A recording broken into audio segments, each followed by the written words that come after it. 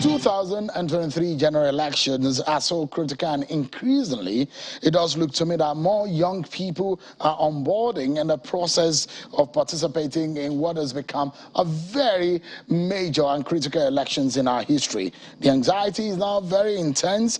Hopes are very high about those who will be leading the nation, not only at the federal level, but at the state and the local levels. Well, more and more science and data gathering have become a major part of our electoral process, and they are impacting on the election. And people are looking more and more to how this scientific process are impacting on the real result and the votes that come out of the election. So ANAP Foundation, led by Mr. Atedo Peterside, has been commissioning polls over the past few years using the exercise and the expertise, rather, of the NOI polls for national polls and state governorship polls. And recently, they released a national presidential polls a few weeks ago. Today, we have results of 5 state governorship polls, which are ready and will be released exclusively on this program.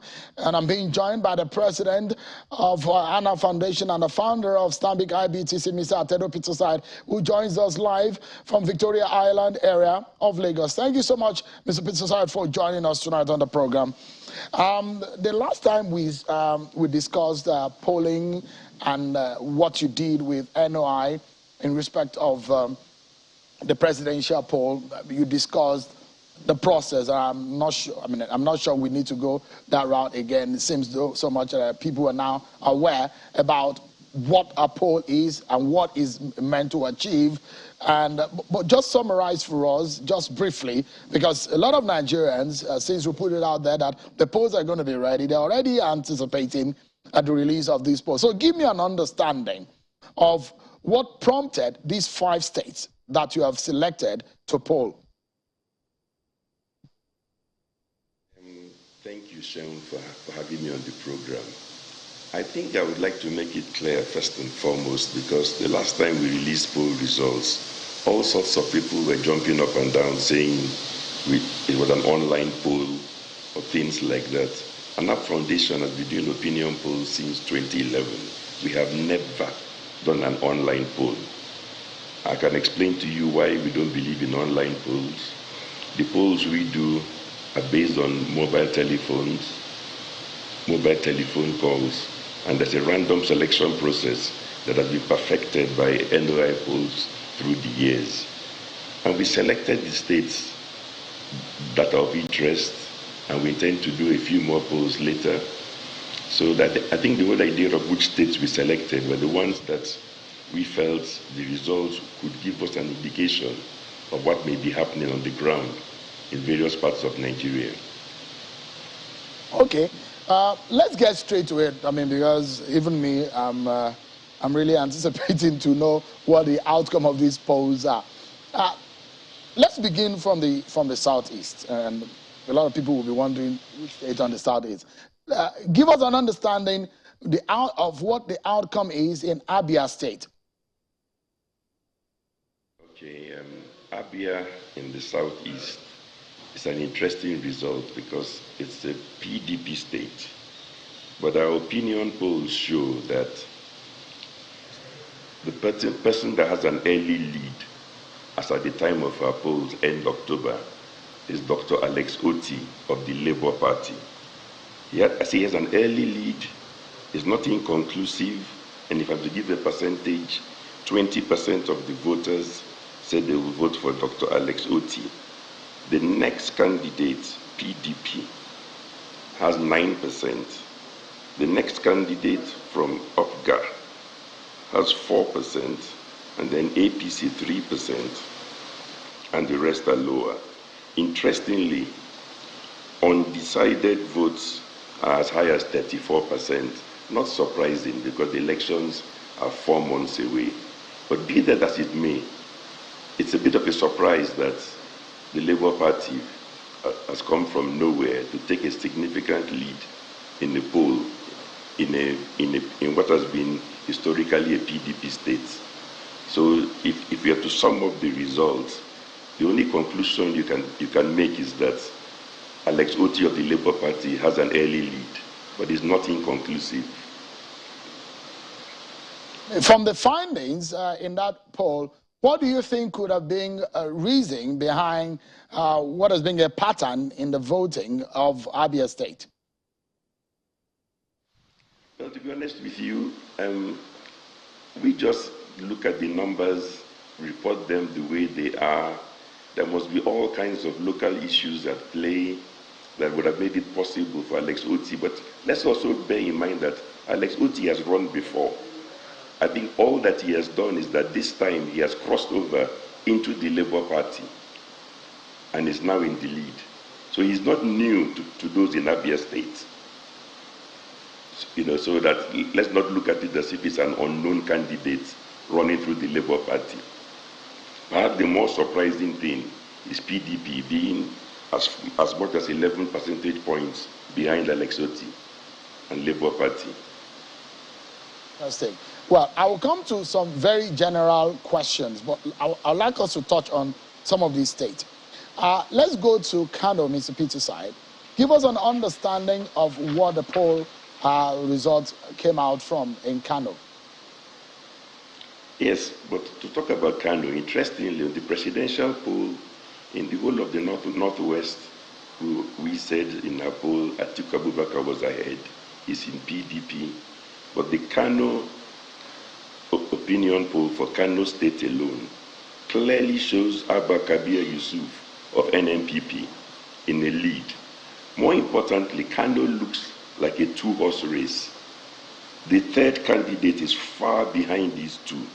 So in our opinion, all the evidence is that it's a two-horse race. Abba Kabir Yusuf has 29%, which is a good 8 percentage points above the APC candidate, Nasiru Yusuf Gawuna. Sorry, I think I made a mistake before when I mentioned PDP. It's a two-horse race in Kano between NNPP and APC, but with NNPP in front by a clear 8 percentage points. Again, we have undecided voters as much as 30%, so it's early days yet, and so it's not yet conclusive. But if you were the candidate for NNPP, you'll be happy with the result. NNPP seems to be having, because if you look at it, you see major political parties in Kano, PDP, APC being the ruling party and held sway for 8 years in Kano State. Now, NNPP being led by Robbie Umoso-Kwankunso, who is the presidential candidate of that party. It does speak volume, isn't it? I mean, there's a reason why there's that change in the texture of people's choice, isn't it? True, but I think the bigger story in Kano is that PDP only recorded 3%. Only 3%. And people keep on going around the country shouting about how it's a two-party state and all that stuff. The evidence on the ground this year is showing a number of surprises. So APC is a good second in Kano, but NNPP is a very good first. And PDP really is almost out of the race, barring a miracle. Every other candidate is below PDP's 3%. It's an interesting figure that is showing there, but we know what is what the interesting twist for someone like the former governor who left the APC, who is a sitting senator who has left the APC, moved to the PDP. There will be some swinging here and there of some figures in some areas in Kano State. Kano, definitely during the presidential election, there will be a lot of jostling from the APC, PDP, and the NNPP. And in fact, as a state that has the second largest voting population, that's where a lot of the politicians will want to have a bite. Kano State has a presidential candidate. It has maybe one or two vice presidential candidates. So there's a whole lot that attention that will be on Kano State. But give me an understanding of the twist between the PDP, APC. You know, that you've seen people move here and there, and what we are seeing in NNPP, the senatorial zone in Kano State, where the NNPP has head sway. Is there any reason, perhaps, that comes to mind where that figure has come up? Actually, let's be careful because we have a breakdown as per the 3 senatorial zones. And in all the 3 senatorial zones, in all 3, NMPPs are ahead. And ahead typically by at least 7 to 8. Only in one case, Kano South, that the margin is small, very small. They have 26%, APC has 25%. But in Kano Central, NMPP has 29% to APC's 18%. In Kano North, NMPP has 28% to APC's 21%. And like I said before, I know it sounds like bad news, but for PDP, PDP has 3%, ADP has 2%, and the rest, you add them all together, all the other parties put together 3%. So like I said, the only party that can be particularly encouraged by these results is probably NMPP. North, Kano Central, Kano South, you see the percentage where the NMPP seems to be ahead. Well, of course, I mean, the times are changing, and this period between now and the election, a lot of changes could happen. But I'll still come to general questions. Let me take you to the North Central. And it's interesting the state that you have decided to sample in North Central, which is Kwara State. We've seen the auto-get effect in the last election, where a former Senate president, former governor, and his group were ousted by the sitting ruling political party APC in Kwara State. And it will be interesting what the figures will be saying in Kwara State. Give an understanding what Kwara, the opinion poll coming out of Kwara, what does it say, Mr. Peterside? Yes, in Kwara, the governor, Abdul Rahman Abdul Razak, has a very good lead. He has 30% of the voters saying they'll vote for him. And the good news is that the second place candidate, of course, the governor is an APC governor. The second place candidate is Ishuaibu Abdullahi from PDP, who has 11%. So that's a 19% gap. And followed by SDP candidate Hakim Lawal, that has 3%. So apart from those 3, that is the only candidates that really have a good presence in terms of result on the poll. APC first, PDP second, and SDP third in Kano. But again, the undecided votes are as high as 31%. But if you're the governor with 30%, you know that when you get to 50, the game is over. So it's still a very good lead, especially since you have a 19-point gap over your closest challenger, who is from the PDP. The gap here seems to have closed up if you compare it to the election result of 2019. There seems to be a close-up in the gap considering the battle between PDP and APC in the last election. PDP seems to have gained a bit of more popularity. And SDP being a new party, at least in the history of that state, compared to several years when SDP has held sway in Kwara State. But give us an understanding. In Kwara North, for example, 39%. That is what the APC has in that sampling. Is there any reason why it went up? They got an advantage in that Kwara North. Well, again, the local voice in Kwara will be able to explain, but one thing is sure, the governor is very popular in that particular senatorial zone, Kwara North, far more than in Kwara Central and Kwara South. So it's probably a stronghold. That's the interpretation. I mean, all we do is record what the voters tell us. But interestingly, in both Kwara Central and Kwara South, he still has at least, in one case 16% gap, in the other one 17% gap. So the governor is doing well in all 3 zones. So you cannot say this is a case of a governor who has managed to satisfy only 2 senatorial zones and is weak in a third. It seems to have got a pretty good results in all 3 zones. So, I mean, again, if he looks at these results, he will be encouraged and he will be smiling. He's a first-term governor, of course, and we know that in the past, we've had a few first-term governors fall. But if if I was a betting man based on these results, I suspect he will be home and dry. Of course, things can change. We are 4 months away from the elections. That's something to remember this time. And people say a week is a long time in politics. Yep. Either way, it's better to be in front in the race than behind. Indeed. In fact, 24 hours. In fact, 1 hour we're saying, especially in parliamentary politics. You blink in parliamentary politics, a lot can happen. So indeed, 24 hours is a long time in politics. But let's look at Rivers State. I'm quite interested in that state, and perhaps the last state in the 5 of the state. A lot of people will be wondering which is the last state that will be discussed. So stay with us. Let's look at Rivers State. Interesting scenario playing out here. Well, Mr. Peter's side.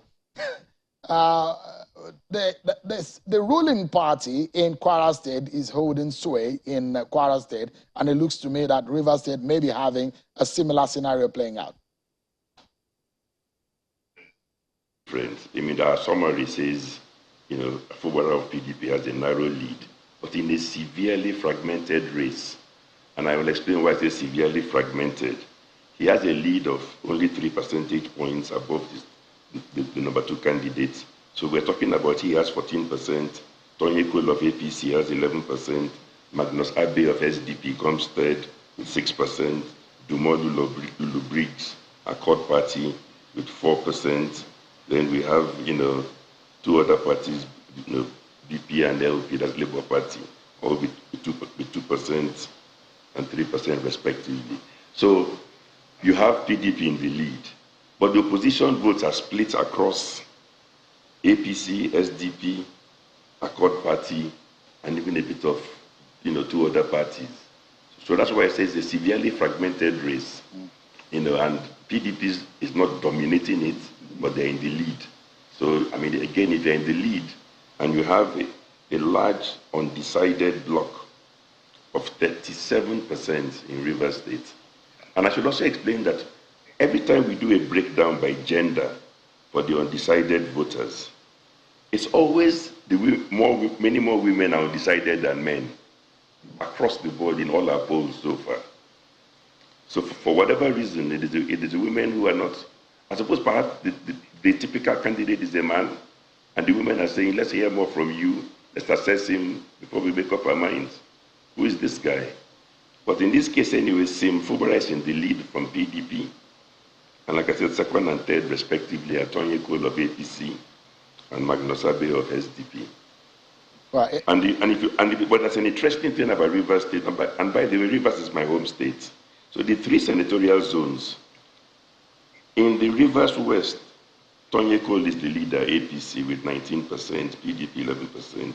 But in Rivers East, Sim Fubara is ahead with 17%, and in Rivers South also, Sim Fubara is ahead. So PDP is ahead in 2 senatorial zones, but they're behind APC in 1 senatorial zone. So unlike the other states we discussed, the dynamics here seem to suggest that the senatorial zones, the battleground is the Rivers West, whereas in particular for PDP and APC, but also Rivers East and Rivers South. The other parties are fragmented, but hoping to inch out support. Sorry, the only mistake I made is that in the Rivers South, I made a mistake there. Magnus Abe has the highest votes. So each party, yes, in Rivers West, APC is number 1. In Rivers East, it's Sim Fubara. And in Rivers South, Magnus Abe. The reason PDP is ahead overall is that they are coming a good second everywhere. So the margin is very close between the 4th, 2nd, and the 3rd in this race, especially between PDP and APC. But let's go quickly to Lagos State, which is the last state that will be unveiling tonight. Another interesting one. It does look like, to me, incumbents are really having a good day. As far as these figures from the opinion sampling of the polls are concerned, Mr. Peterside, the unveiling of Lagos State. Yes, I think Lagos State Governor Jide Sanwo-Olu has a lead that might be unassailable, especially as the opposition votes are fragmented. So he has two major opponents, PDP and Labour Party, and the two of them appear to be splitting the opposition votes. While he has 30%, PDP has 8%, and Labour Party 4%. The candidates and across the senatorial zones is in front in all three. So you can see that with this 30%, there's a gap of 22%. It's not completely unassailable, but the undecided vote is only 30%. And then we have those who have decided but refuse to disclose, who account for 26%. But one interesting difference between what we see here in Lagos versus the presidential election polls we did. In the presidential polls, Labour Party was coming a very good second in the Southwest. But when we come to governorship, it is PDP that's coming second, and not a very good second. So it's almost like saying Governor Sanwo-Olu has a stronger lead in Lagos than Asiwaju, Bola Ahmed Tinubu has overall in the Southwest over the Labour Party. So Sanwo-Olu seems to be almost home and dry, and is enjoying a much wider gap between number one and number two than what you see in the presidency. Interesting figures coming out here. Well, I know this is an opinion. This is a scientific process of getting people's views. These are not the real votes of the people, but they are the voices of the people. As far as the sampling is concerned, is a commission poll by ANAP Foundation done by NOI polls. And Mr. Peter's side, we'll leave the analysts to chew on this and munch some of what has become the work that has come out of this. But give us an understanding, are you going to be conducting more of these? Are we seeing more of national polls coming from ANAP Foundation and NOI polls? Oh yes, we made it clear that partly because this time there's a long gap. There was a long gap, the longest I've known, between party primaries and the election. Even today, the governorship election is more than 4 months away. So a lot can change. So what we are doing is that the presidency, we've done the first poll, we will do a second one, we will do a third one. That gives you a chance to see trends, to see who has momentum. The governorship ones, perhaps for those that we think the lead is significant, we might not bother. But again, depending on what we hear, what's going on in various states, we could do a few more or repeat some of these same polls to see whether the trends are holding up. Mr. Atado Peterside, it's a pleasure unveiling these poll results tonight, and I guess Nigerians have an understanding of what this is all about tonight. And in the coming days, we will be dissecting these figures more and more. Thank you so much, Mr. Atado Peterside, for doing this with us. Thanks so much indeed. Thank you for having me, and we'll put the results on our website. Absolutely. Thank you so much indeed.